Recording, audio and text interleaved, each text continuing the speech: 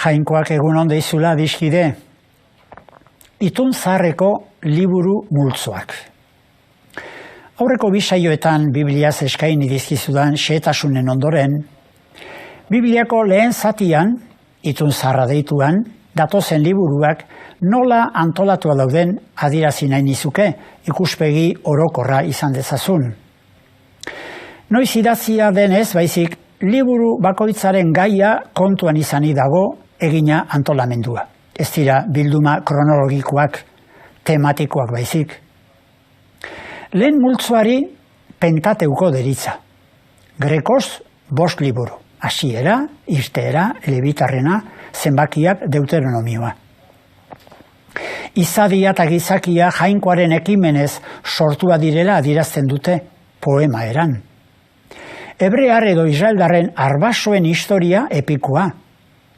Israel herriaren sorrera, Egipton esklabo zirela, jainkoa babesturik ihes egitea lortu zutenekoa, eta Sinai mendian, jainkoak haiekin ituna egin zuenekoa.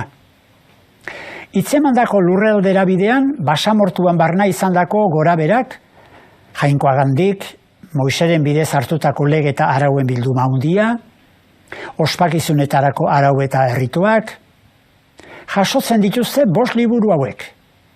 Multzo honi, juduek Tora deitzen diote, legea.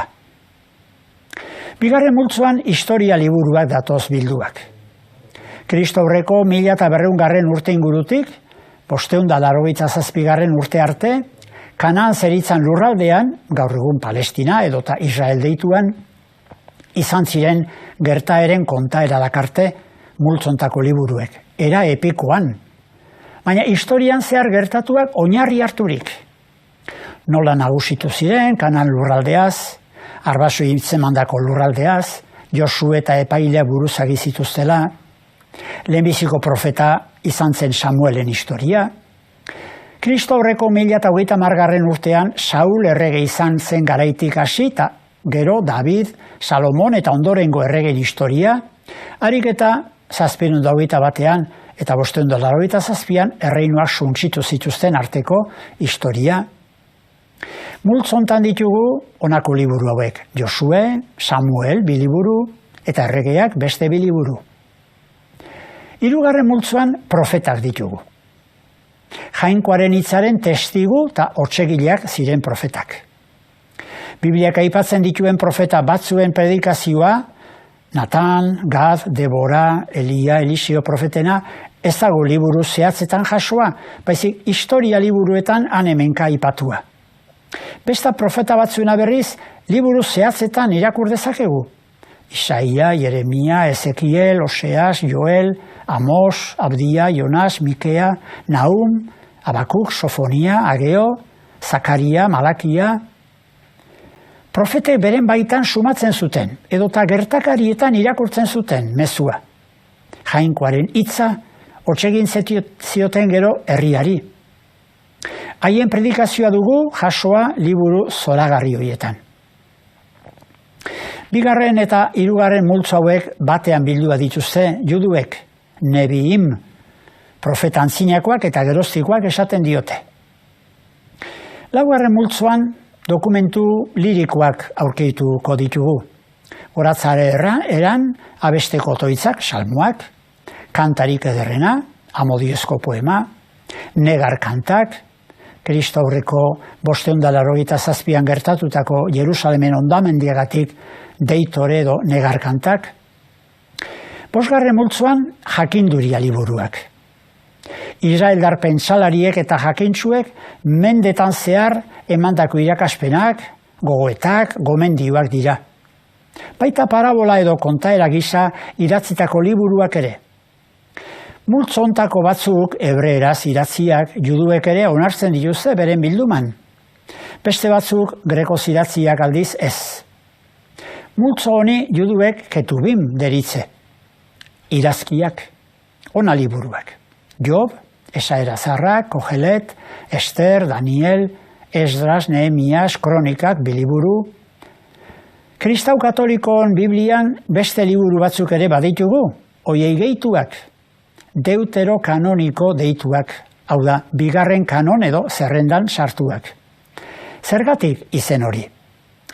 Judu rabinoek, Kristondoko lehenengo mendearen bukaera aldera, itun zaharreko liburuen zerrenda ofiziala egitean ez zituzten hauek onartu.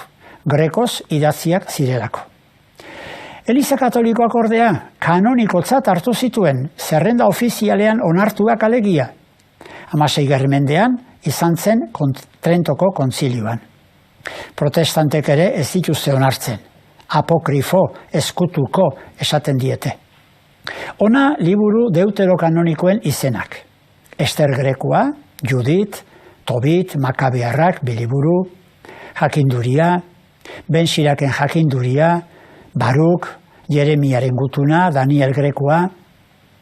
Itun zaharreko liburu hauek kristauntzat ere oso garrantzitsu dira. Guk ere gertaera, tradizio, historio, predikazio, poema eta lege otoitz horietan jainkoaren mezua datorrela onartzen dugulako. Badakigu beste garai batzuetako pentsaera eta kultura eta hizkera nabari zaiela. Eta giza hizkeraz egina direla.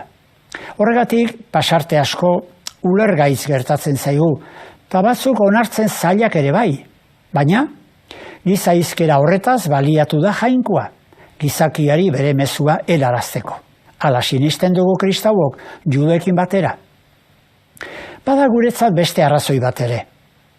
Itun berriko liburuak, Bibliaren bigarren zatia, entzutean, naiz irakurtzean, ezinbestekoa gertatze zaigu itun zaharrekoak kontuan izatea. Itun berrikoetan gauza asko ulertu ahal izateko. Esan dizudan guztia bilduz adiskide, abesti labur baina esanaitsu batek dioena adieraziz bukatuko dut. Jaunaren hitza, gure argia, gure bidea, gure bizia. Horixe ikusi behar dugu fedearen argitan. Bibliako liburuetan.